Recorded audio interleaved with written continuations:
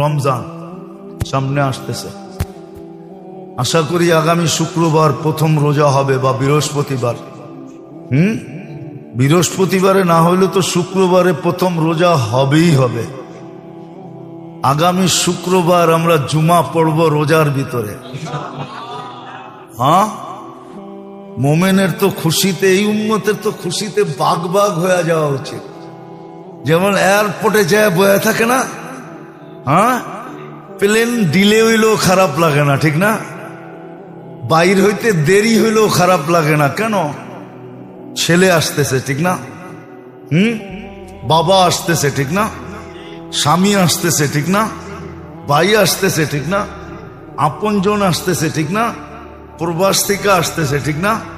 Luggage সাগেজ নিয়ে আসবো এই জন্য, ঠিক না? কি হ্যাঁ, আরো দাঁড়ায় দাঁড়ায় বলে আমগো কষ্ট কি, ওর কষ্ট তো আরো বেশি। ও তো 8 ঘন্টা 10 ঘন্টা 14 ঘন্টা 18 ঘন্টা সফর করে আসতেছে। হায়, ওর কষ্ট জানি কত হইতেছে।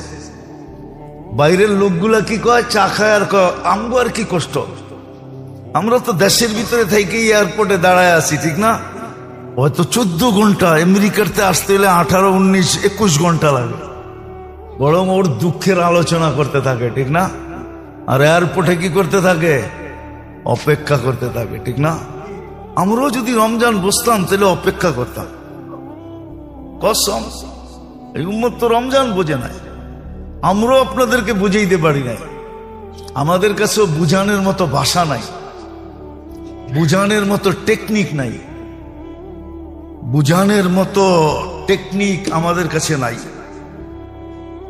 হয়তো যদি আল্লাহ দিতেন ইন্না মিনাল বায়ান ইলা সাহরা, এটা যদি দিতেন, ছিল এরকম লোক ছিল।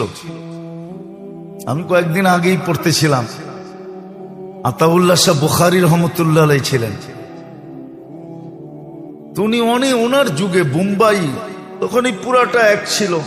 বোম্বাই ইউনিভার্সিটিতে উনি বয়ান করতেছিলেন এশারের পরে, ফজরের আজান পর্যন্ত বয়ান করছেন। সবাই ওইখানে উল্লেখযোগ্য লোকেরা লেখছে যে আমাদের খবরই হয় না যে ফজর কখন হয়ে গেল। তো বয়ানের ভিতরে এরকম আসর ছিল, আমরা তো পাই নাই, জানি না। বয়স তো শেষের দিকে, আল্লাহ দেয় কিনা ইন্না মিনাল বায়ান ইলা সাহরা। আরে আমিন বলেন না। আপনারও তো দেখা যায় বখিল কম না। হ্যাঁ, আসলে সমাজ খারাপ হয় কখন জানেন?